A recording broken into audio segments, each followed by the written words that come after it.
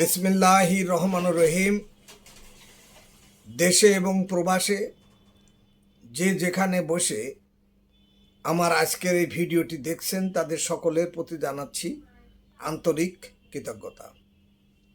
সুধীবৃন্দ, আজ আমি বর্তমান ব্যাংক খাতের অন্যতম গুরুত্বপূর্ণ বিষয় খেলাপি ঋণ,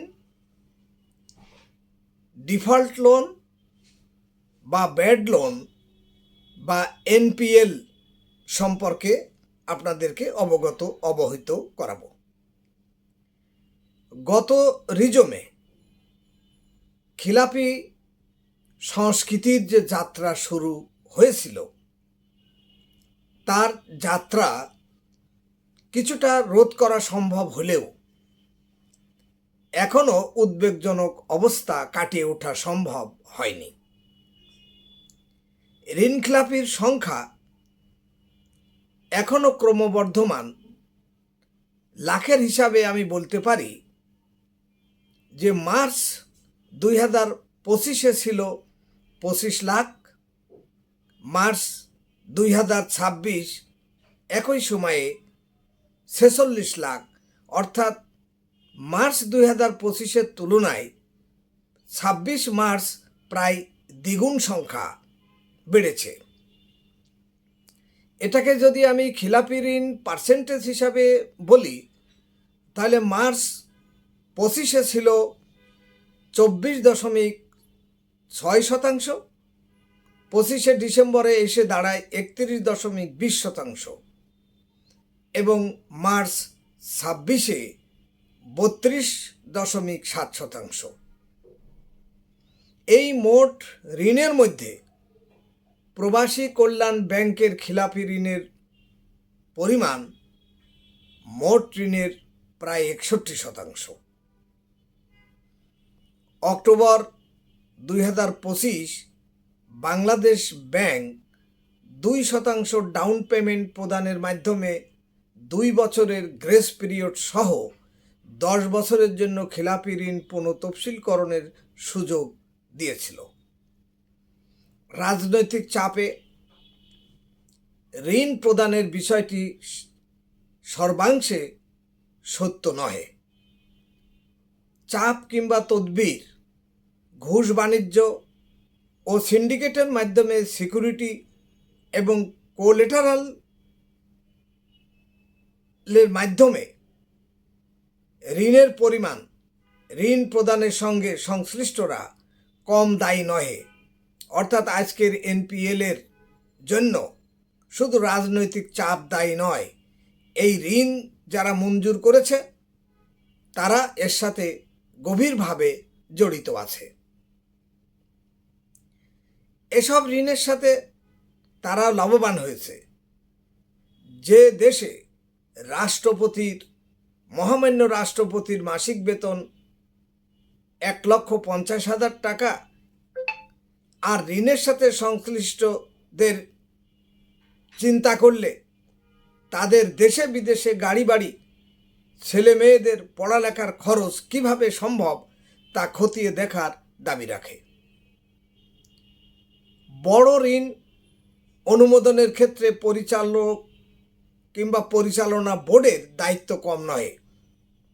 তাদেরকে সৎ, আন্তরিক, দক্ষতা ছাড়া ঋণ প্রস্তাব ভালোভাবে যাচাই ছাড়াই অনুমোদন করা হবে, হরহামেশাই এটা লক্ষ্য করা যাচ্ছে।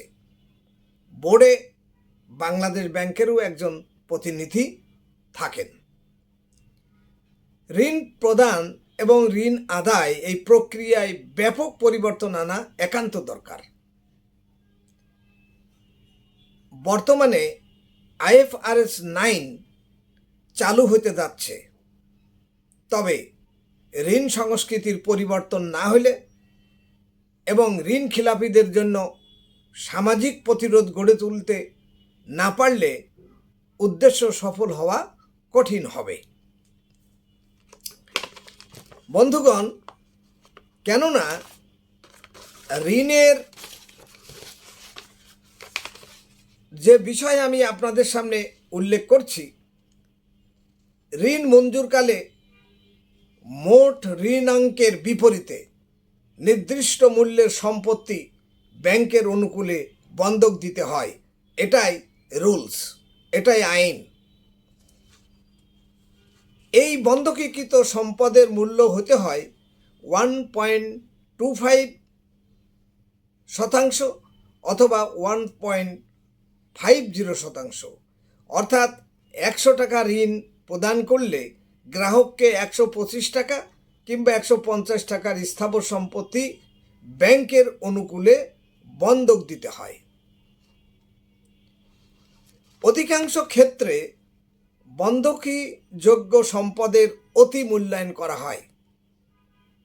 যারা ব্যাংকের এই ঋণ গ্রহীতাদের সম্পদ তদন্ত করতে যান, যেসব সার্ভেয়ার, তারা ঋণ গ্রহীতাদের পক্ষে 1 কোটি টাকার বন্ধকীযোগ্য সম্পদের মূল্য 10 কোটি টাকা বা 20 কোটি টাকা দেখিয়ে দেয়।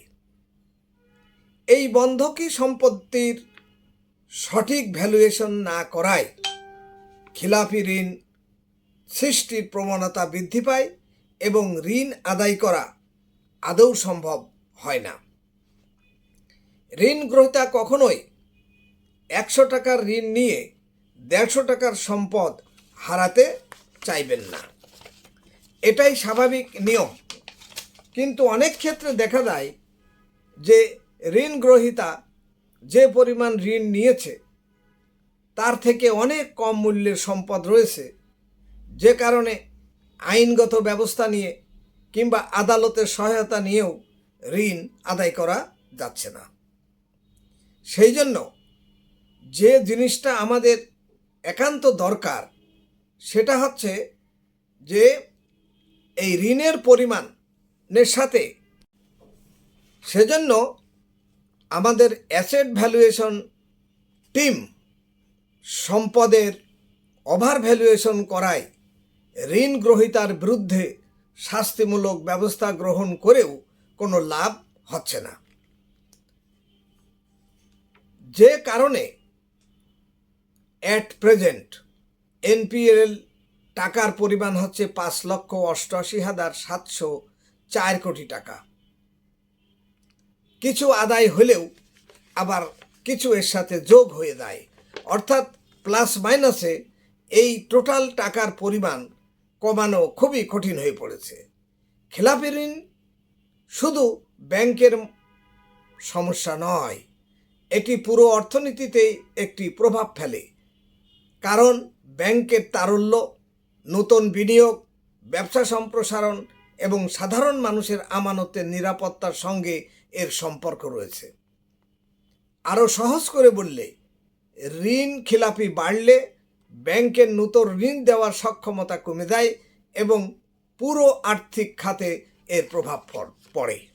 বন্ধুগণ, আমি যে ব্যাখ্যাটি দিয়েছি এটা অত্যন্ত গুরুত্বপূর্ণ, বিশেষ করে ব্যাংক সেক্টরকে উজ্জীবিত করতে, সাধারণ মানুষের বিশ্বাস ফিরিয়ে আনার জন্য আপনাদেরকে যে যেখানে আছেন, যে পদে আছেন, বিশেষ করে যারা এই বিগত 15 বছরে ঋণ প্রদানের সাথে জড়িত ছিলেন, তারা এখনও স্বপদে স্বস্থানে আছেন এবং তারা বড় বড় ঋণ গ্রহীতাদের পক্ষে কাজ করেন, ব্যাংকের পক্ষে কাজ করে না। সেই জন্য আমার অনুরোধ হলো এই সব ব্যক্তিদেরকে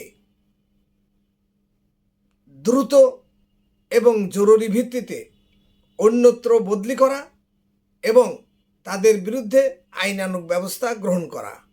যদি ব্যাংক এই অর্থনৈতিক প্রতিষ্ঠান সুফলভাবে, সুচারুভাবে পরিচালিত না হয়, তাহলে আমাদের বিভিন্ন ক্ষেত্রে সমস্যা দেখা দেবে। সেই জন্য আমি আপনাদের সবাইকে অনুরোধ করব, ভিডিওটি লাইক, শেয়ার, কমেন্ট করে আপনাদের গ্রুপে দিয়ে সবাইকে সচেতন করবেন এবং দেশের কল্যাণে কাজ করবেন, এই প্রত্যাশা রেখে আমার বক্তব্য শেষ করছি। আল্লাহ হাফেজ।